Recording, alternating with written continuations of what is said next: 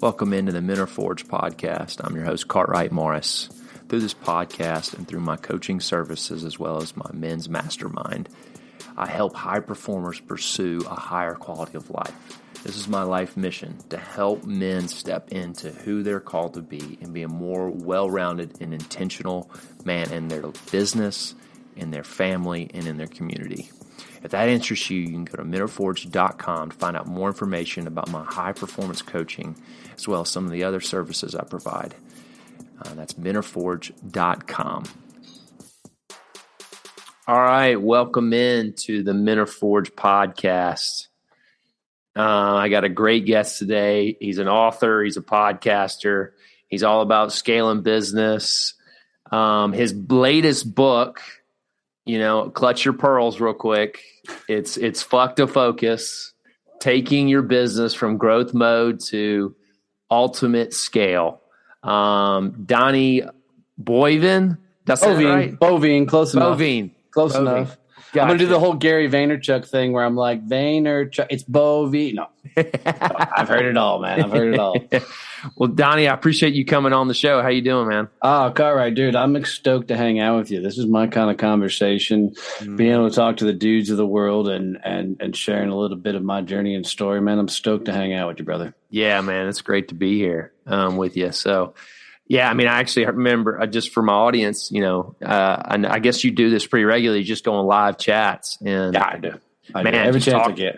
Yeah, and you just talking about failures and the value for leaders in industry to talk about, when they fell, when they got punched in the face, and how valuable that is. And so that was just fun to hear you yesterday. I'm like, oh man, this is the guy. This is what I started the podcast for. The forging, the being hammered by fire and heat. So, for sure, brother. For sure, man. So, Donnie, man, just I guess a little. I would love just to hear just a light story, man. What you've been up to this summer? What you've been getting into? What are you excited about? It's how you staying away from the heat down there in Texas. We ain't staying away from the heat, though. So I think the heat's staying with us. We finally got a few days of rain not too long ago, but the biggest thing for me. Yeah, right now, given the times that we're in, is I'm just focused on going bigger and louder, man. I'm oftentimes I find myself sharing the stories of the stuff I wish somebody would have said to me as I was going through it, man. Building a business has been the hardest thing I've ever done in my life. And, I spent 20 years in straight commission sales. I've been, did 4 years in the Marine Corps, and nothing compares to trying to build a business. And, when business gets dark, right? When you're screwing everything up, you don't know which way is up, those type of things. There's not a whole lot of voices out there in the world saying, you got this, or here's the direction you go. Everybody's trying to sell you crap. So, I'm just trying to go loud enough to get the people all the way back in the cheap seats, even in the back rows, and say, look, man, you got this. Most success is found by going beyond where most people would throw in the towel. So stay in the game. And man, between this year, between book launches and the podcast blowing up and, upcoming summits and everything, it's crazy. And some days I feel like I'm just riding a bolt of lightning and trying to hold the hell on. That's awesome. Yeah, man, that's really good. I mean, it's interesting. I mean, that's why I love having you on, is some of the big pillar points I hit with a lot of my clients is like, man, sometimes you just got to take massive action. Yeah. You just got to go for it. You find out a lot about yourself when you're willing just to kind of just go for it. Let's talk a little bit about that massive action, because I heard massive action a lot of times growing up, and I didn't fully wrap my head around it until I don't even remember where I was, and all of a sudden light bulb went off. When people think about massive action, I think they often think of frantic movement. Yeah. And they think about doing a lot of things at a lot of time. Mm-hmm. Massive action is about doing something explosive right then and there. Mm-hmm. And, you can break it down to its simplest form. Like if you want to do a cold call, you got two choices. You can get all up in your head, or you can take explosive action, massive action right there in the moment and just grab the phone and dial. And a lot of times in life, if you will just take the moment and do the thing without thinking, you'll accomplish more than when you start thinking. Because when you start thinking, man, that freaking little voice in the back of your head that wants to, tell you you're not good enough, or this is going to be too hard, or you're not going to be able to handle it, whatever else pops up. And it's when you start thinking that things. And I'm not telling you not to think. I'm just telling you to take action most time, and then figure out what happens after you take action. Yeah. Yeah, it's interesting. I was talking to somebody the other day. Like, the only regret I really have is when I didn't do something. Yeah. When I did something and failed, I generally look back, I'm like, that worked out some kind of way. Yeah. And so sure. It's interesting. So I appreciate you saying that. That's really interesting, and defining it, really, that it is a very tip of the spear, explosive movement. So, yep. So yeah, let's dump in your story a little bit, Donnie. I guess your first career, was this your first real job, was becoming a Marine? Well, I mean, I grew up as a farm kid, so there you go. Okay. I was throwing hay bales on the back of a tractor, early on. But my first job that legitimately somebody paid me for was actually working in a catfish restaurant, so as a 14-year-old busboy, and that was a disgusting experience. But, and then I did a lot of fast food. I was a shitty high school student, so most of the teachers passed me on because they didn't want me back. So Marine Corps was, the move I made to knock a chip off my shoulder, hopefully grow up a little bit. And it did both those things really well. Yeah. So what made you really, I guess really in retrospect, what was the value of you going Marines? How many tours did you do? I was in during the Clinton era, so I missed all the combat stuff, which is good for me. Yeah. But the biggest thing I think the Marine Corps did for me was teach me the lesson of completion. Marine Corps sucked. Yeah, it was 4 years, somebody telling me what to do, doing gear inspections, and, I've never been a guy that likes being told what to do. I don't like falling in line, and Marine Corps is all about that. But the greatest lesson I learned was complete it. You signed up, you did the thing, do the thing. And that has been a valuable lesson that's followed me for a lot of my journey, simply that, if you're going to commit, go all in, commit, do it, and complete it.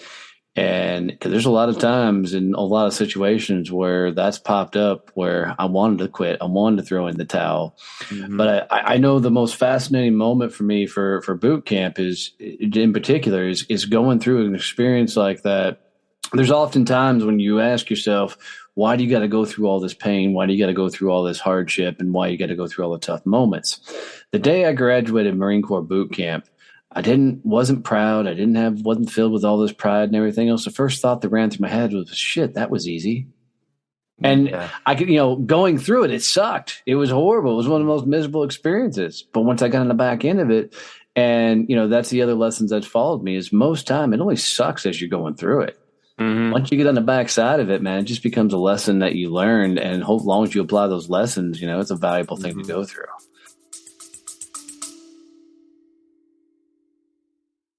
Today's episode is brought to you by Thrive Marriage Lab. If you want your marriage to thrive, this is a great opportunity to you, because strong marriages are the bedrock of strong churches, organization, families, and community. This is a 12-month pathway for any of you that are looking to really have weekly engagement with experienced marriage counselors, not just one, but many.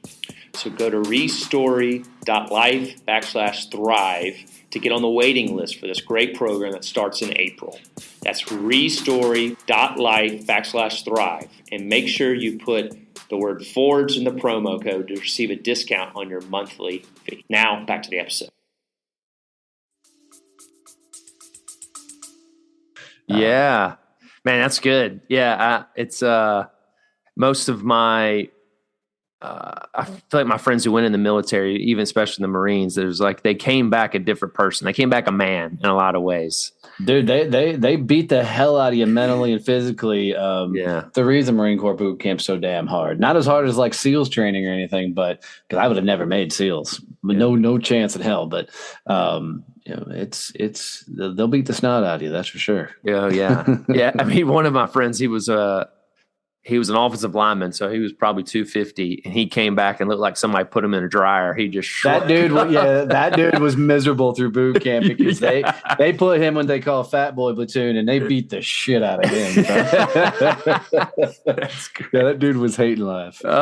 So yeah, give me just a little bit of your decision making coming out of the Marines and going into sales, and why you thought that would be a good fit for you.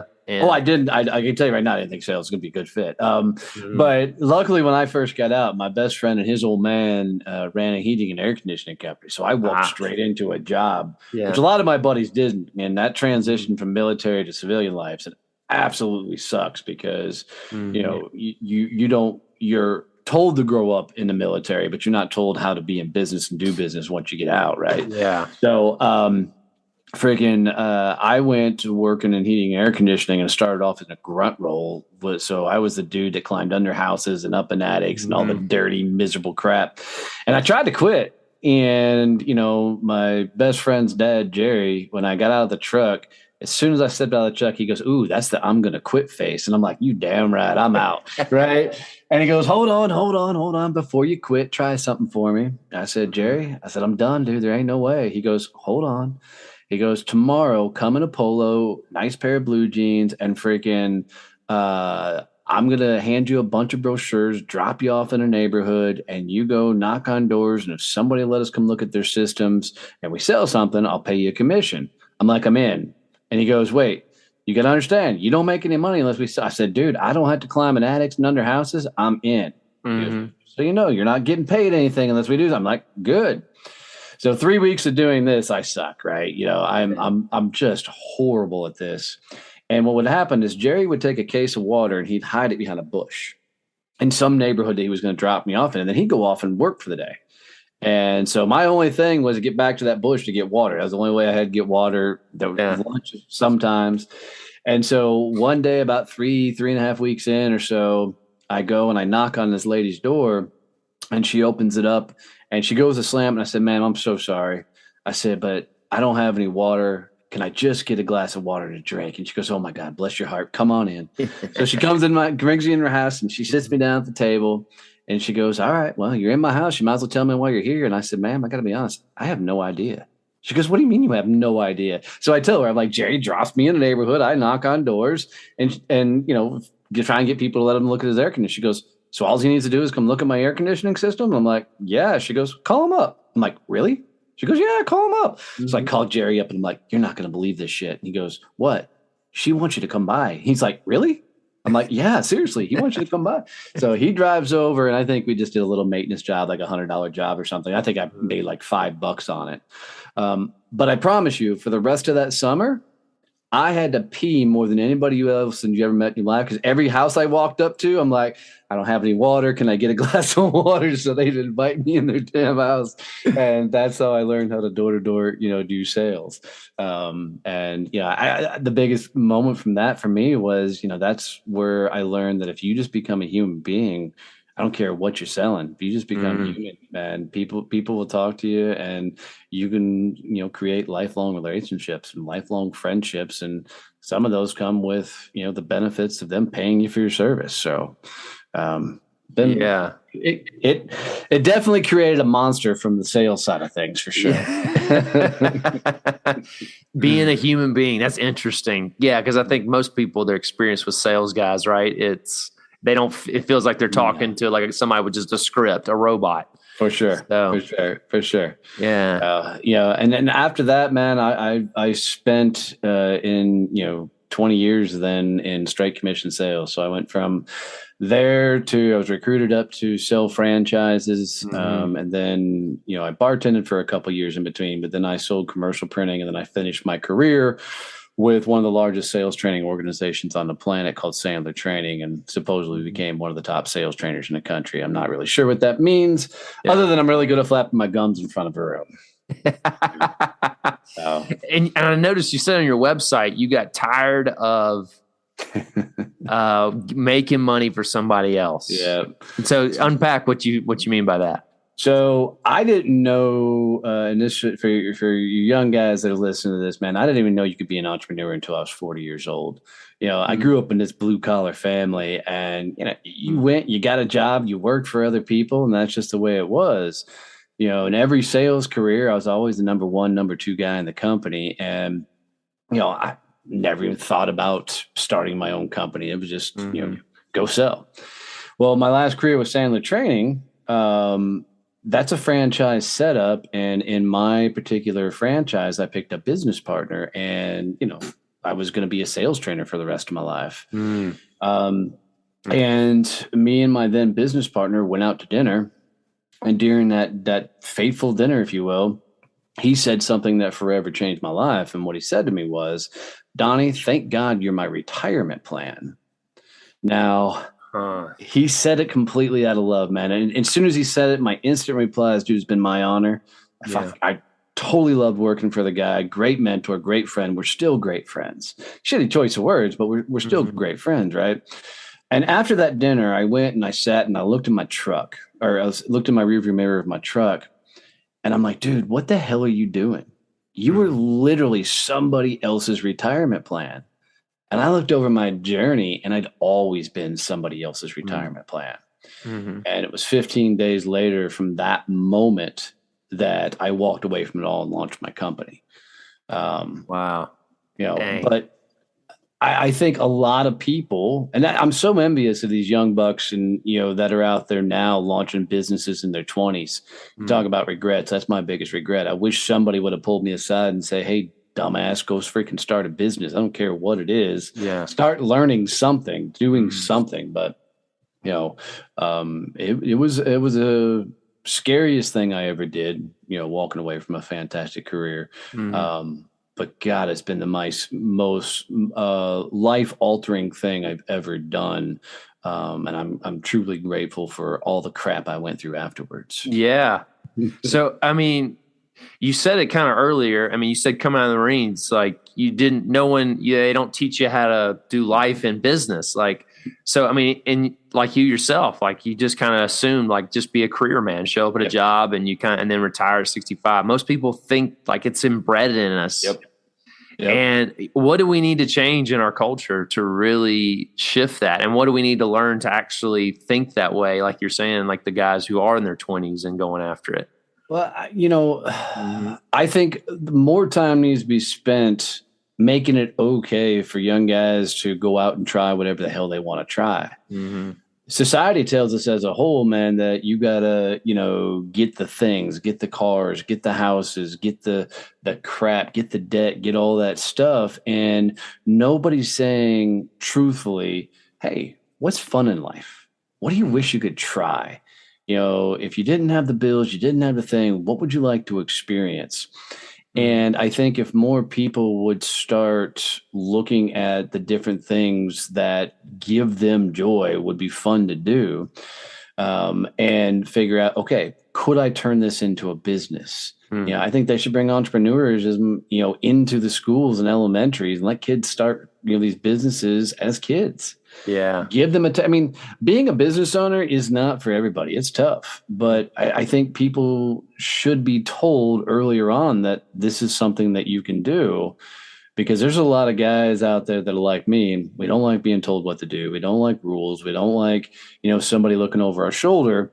And I did it for 20 years, and that's the reason I found myself in sales. It was the most freedom I could find, but getting out and creating your own lifestyle really comes from doing the hell what you want to do and not letting anybody else tell you how to live. Yeah. And you can't get that freedom anywhere else, no matter what you do. I thought I had it as a straight commission sales guy, but I didn't by any stretch of the imagination. Yeah. There's always a percentage taking out, or there's always somebody wanting you to sell to somebody. Yeah. It's interesting. Yeah. 100%. Yeah. So give me like some insight into, was that the question when you had that dinner? Was that the question you asked, like, what would I enjoy doing? What I want to try? Was that the kind of, what made you get into starting a business? Yeah. So it's fascinating is, that 24 hours after I started my company, I had 2 attorneys show up at my farm that handed me my non-compete papers. which I didn't even remember signing. So here I was at that point, a 20-year guy doing sales, and the last 7 of them at that point, I'd been teaching sales, and now I couldn't talk about sales. I couldn't teach sales. I couldn't do anything. So, I mean, but when I launched the company, I really got a kick out of teaching in front of rooms, speaking on stages. And in my head, I was going to be this motivational speaker, if I was completely honest. And I really thought that I would just go inspire thousands and thousands of people. What I learned quickly is nobody knew who the hell I was. I thought I was somebody, but nobody else did. Right. So, and then to add, the salt in the wound, I couldn't talk about sales. So I didn't know what to teach, what to talk about, what to coach on, what to do anything on. So as I started out the company, man, I was throwing hundreds of thousands of dollars at different things, trying to learn what it meant to be a business owner. And I can tell you, most of the crap that's taught out there is crap. You don't need courses, funnels. You damn near don't even need a website or anything, to build a business. But that big transition for me wasn't so much what do I want to do, it's who do I want to impact. And that was my catalyst to start to figure out, okay, what's the journey I'm going to go on? And with that impact is what experiences and knowledge did I have that could actually impact others? And there wasn't a lot, to be, completely honest. I'd just been a sales guy, which I don't mean to belittle or diminish, being a sales guy, but sales is sales. You go sell something, you bring on a new client, you keep that client, you upsell, cross sell. But there's not a whole lot of life that's lived in that moment if you're not actually living life. Yeah. And I think I spent most of my career as a gray man, freaking unseen behind this, out of the limelight, got all the awards and accolades, but that only matters inside your company. Doesn't mean anything outside to anybody else. Yeah. So, let's, you kind of left a teaser there. So what did you come to the place of who you want to impact? So how'd you define that? Well, I will tell you that the business and the world showed me the hard way to get there. 6 months into building my business, unfortunately, I stood in the back porch of my farm, looked my wife dead in the eyes and said, "Babe, we're about to lose everything we own." Our mortgage was 3 months behind. Her Jeep had got repossessed. She had to go in that Monday morning and literally cash in her 401k to save the farm and get her Jeep back. Wow. Yeah, dude. She looked at me in the moment and told me to get off my ass and go sell. And I'm gonna tell you, dude, as a man, when you got to look at your wife and say you're not holding up your end of the bargain, and it's right there in black and white. There's no hiding it. The mortgage company's coming for the farm. The Jeep is gone. And I remember the morning I woke up and I'm like, shit, somebody stole the Jeep. And when I called, they're like, "No, sir, it's been repoed." I'm like, oh my God, I got goosebumps just saying it. As a guy, you no longer feel like a man at that point. You just feel like you've let everybody that you made promises to down. And I can tell you, even after we turned the corner and started turning the business around, I didn't like the man in the mirror. And, I couldn't look myself eye to eye in the mirror because I just wasn't proud of the guy I was at that moment. I wasn't doing the things. I wasn't building the business. And I can tell you the one thing nobody tells you when it comes to building the business is you're going to meet yourself. And because you're going to get to a point in life where you finally run out of fucking excuses. And, when you work for somebody else, man, excuses come easy. You can blame marketing, you can blame leads, you can blame, the freaking current state of affairs. You can blame everything, and they all are logical arguments. But when you work for yourself, none of those excuses work. Because if it doesn't work, you don't work. You don't get, you lose everything.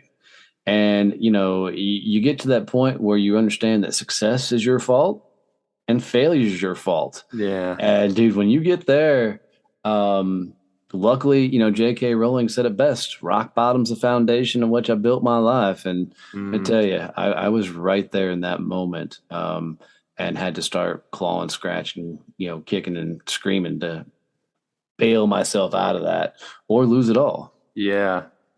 Oh man. So what got you through it? What was the motivating factor outside of rock bottom? Yeah. Yeah. Two funny things. The first one is, I don't know if anybody was watching. Yeah. But I kept telling myself that I had a whole bunch of people watching me to decide if they should go for it in life. And I kept telling myself over and over again that if I throw in the freaking towel and if I quit, I make them not chase their dreams because they're watching me. And by God, if Donnie can't do it, I can't do it, type of thing. He said, I don't have a clue if anybody was watching me, man. But I kept telling myself that story. I'm like, dude, they're watching you, right? And if you quit right now, you let them down. And I'm like, I'm not going to let them down. The second thing I told myself is, dude,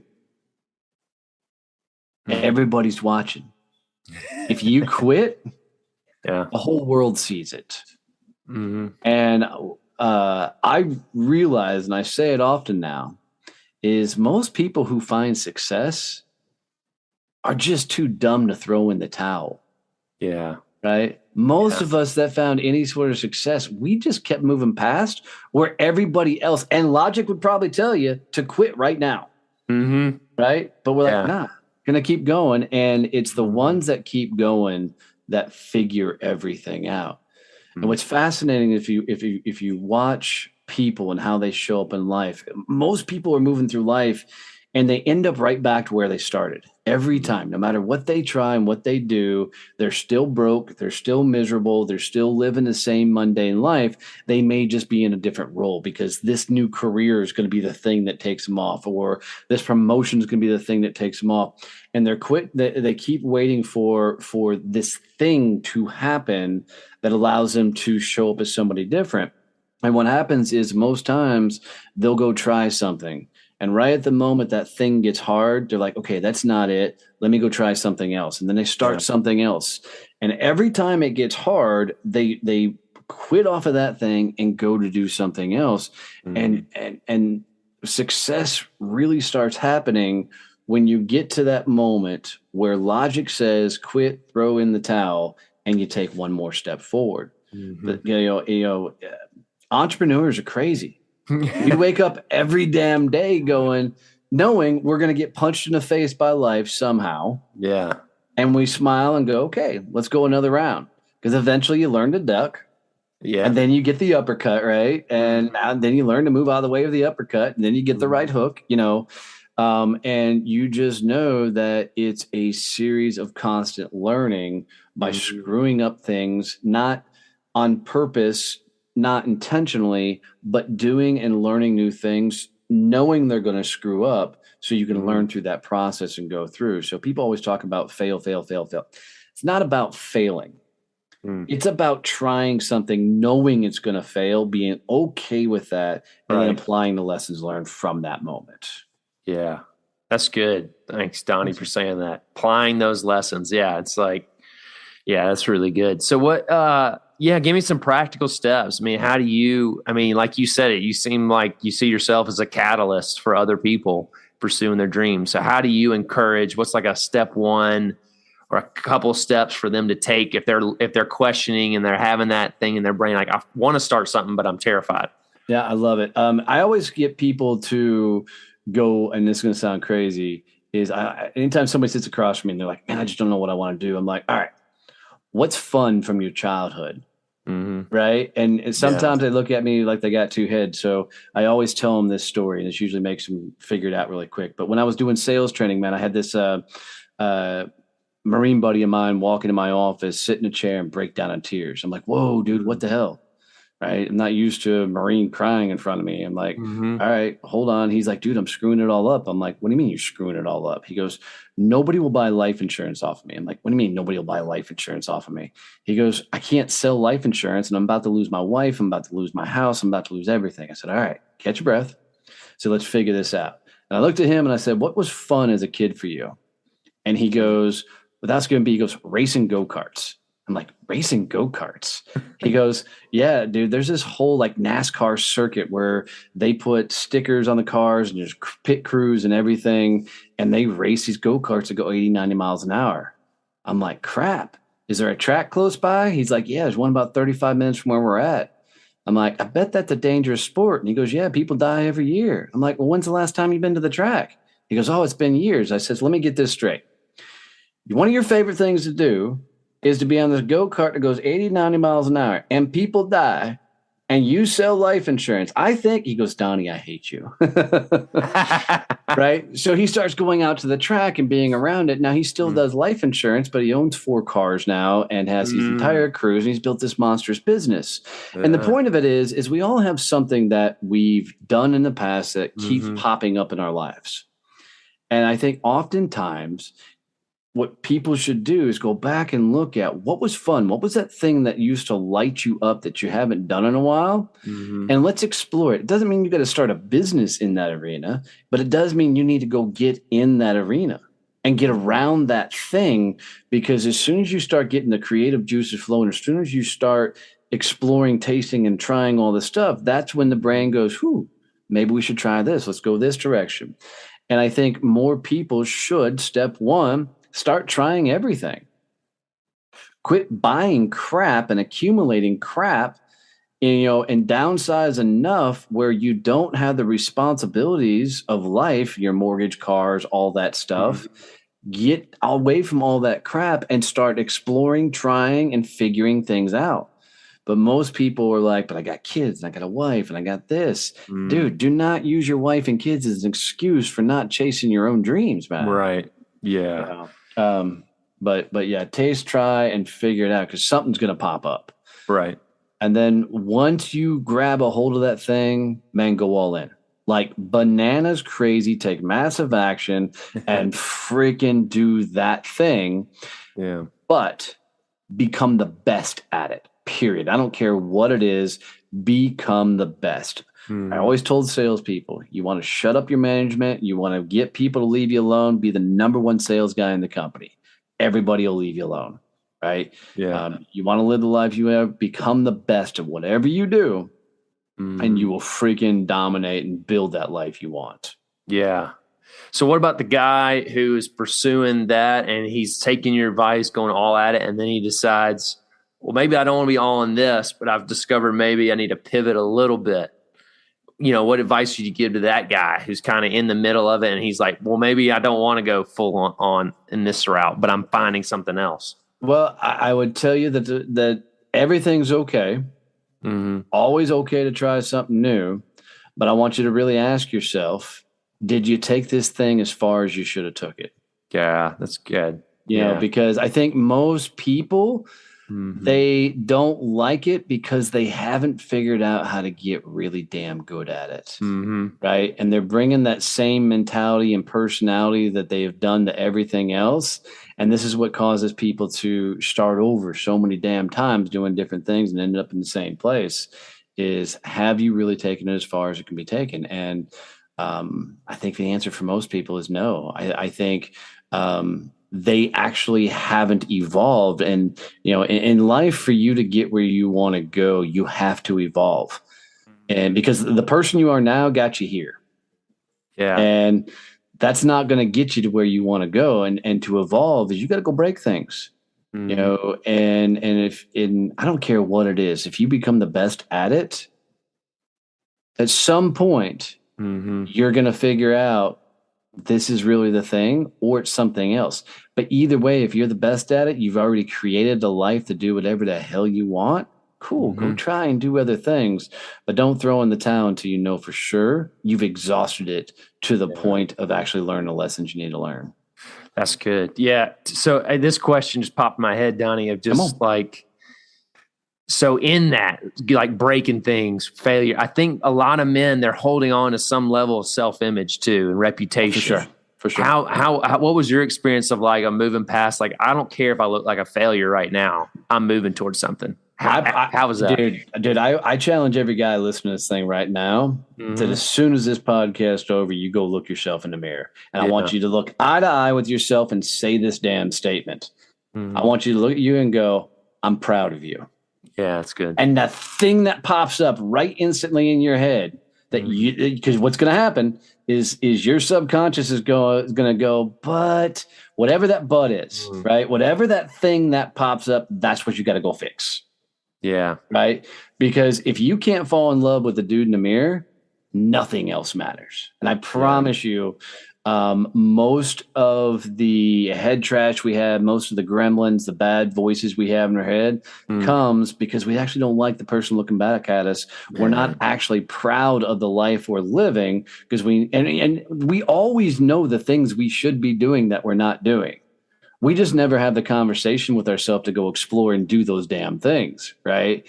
So we're when you look yourself and you can't lie to yourself, right? You know the entire journey, and I mean literally that moment when you say I'm proud of you, whatever that thing that pops up, that negative thought, that anything, that's the exact damn thing you got to fix, and it's not a physical thing. You're not going to go. Because I'm ugly, you may say things like I'm overweight. Cool. If you're overweight, go fucking fix it. Go start working out. But it's usually some sort of thing you're not doing. Like, you're not making enough money because you're not doing something, right? Or, there's some sort of tactical thing that you're not doing. And it's different for everybody. Go do that thing. And for me, being a sales guy, the number one thing always popped up is because I'm not doing the business development activities that I should be doing to create the lifestyle I need to be creating. And, when that kind of stuff popped up, it was like, all right, cool. I got to go become the best at that activity. Yeah. And the first time I ever had that thought, I'm like, dude, I should be cold calling more. And I was scared to death to do all the cold calling. So what I do, I schedule a day where I'm like, hey, I'm going to do live cold calls. And I invited a whole bunch of people in to watch me do live cold calls in front of the room because I knew I had to freak myself out so bad. And it scared the living shit out of me, especially when my number one client walked in the door and sat down and said, I want to see if you actually know what the hell you're talking about. Yeah. Right. Yeah. But it's doing that stuff and goes to extreme levels to get past whatever that thing is that's holding you back. And the crazy thing is we all know what it is. You got to go straight at that thing and learn how to get past it. And the only way to do it, get past it, is to do it and literally make that thing your bitch and move on. Well said. Well said. Donnie, that's good, man. That's really good. I may have to go do that myself, get home and look at myself in the mirror. So I like that. It's a powerhouse move, man. Get ready for it because I think a lot of people are shocked the first time they do it, how hard it actually is to start off doing. Because, I mean, as men, we don't hear that crap. Right? We don't hear somebody never comes up and says, hey, I'm proud of you. Right. Yeah. And if somebody did it to most guys, like if another dude walked up, put his hand on your shoulder, looked you in the dead in the eye and said, brother, well done. Yeah. I'm proud of you. Dude, most guys are going to freaking, start welling up because they haven't heard that shit, or they're going to try and slough it off because they don't believe it's true. Yeah. Yeah. Yeah. They're going to bristle and like, no, I'm good. Yeah. Yep. I know the feeling. Yeah. Oh my goodness. That's good, Donnie. Well, Donnie, tell me what's your favorite part about what you do? What do you love doing? There's so many people out there in the world that are telling people to do different things, like start a business or chase their dreams, but nobody's teaching people how to do it. I mean, it's you're hearing a lot of, and this goes back to my sales career. Most guys out there teaching sales were transactional guys that don't give a damn about people. And, those guys drive me nuts. Most people that are teaching entrepreneurism and how to start businesses and things are people who haven't actually built a successful business. So I just want to be the guy that's so loud, so big that people can learn through my screw ups, learn from my failures, because I put them all out there. I always want to be some sort of candle light, something where people can learn by osmosis, hopefully by doing, from my story and my journey, man. I love sitting across from people, help them figure out what that business is and what they should be, chasing and how to make that thing big as hell. Yeah. And that's my greatest joy, of everything. Besides, I mean, that and I love sitting in front of audiences and rooms and speaking and talking and doing just this, man. 'Cause I get a kick out of this stuff. Man. Well, man, it's been a blast just hearing your story and you telling it. Man, it's you do love talking, because it's like you start giving me chills a couple times. I'm like, man, Thanks, you've done dude. this before, hadn't you? Once or twice. Once or twice. Well, Donnie, just let everybody know where they can find you and how they can stay connected with you. Yeah, for sure. So you can go to DonnieBoivin.com, the website. So DONNIE, B as in boy, OI, V as in Victor, IN.com. And you can see how to get to all my social, all the podcast, all of our Badass Business Summit, the books, everything there. You can text the word success to 817-318-6030, and we'll send you a whole bunch of free stuff and training and videos and things from me as well. Yeah. And I'm all over social media, so you can find me anywhere on social media. Just look up Donnie Boivin and I'll pop up everywhere. Yeah. I'll have to put that number in the show notes. You said text success to that. Text success to 817-318-6030, and we'll send a whole bunch of stuff for you. But before we get out of here, Cartwright, guys, do me a favor. If you got any value out of this show whatsoever, one tip, one trick, something that you can get that's going to help you on your journey, do him the greatest honor and share this out with one other person, man. Because I can tell you, being a fellow podcast host, growing your audience is one of the toughest things in the world. And if you will share this out with one person, it's literally like you walked up and gave the dude a virtual hug, man. It's that freaking bro high five. Share it out with one person. It'll mean every damn thing to them. 100%. Thank you for saying that, Donnie. Yeah, sure, brother. Man.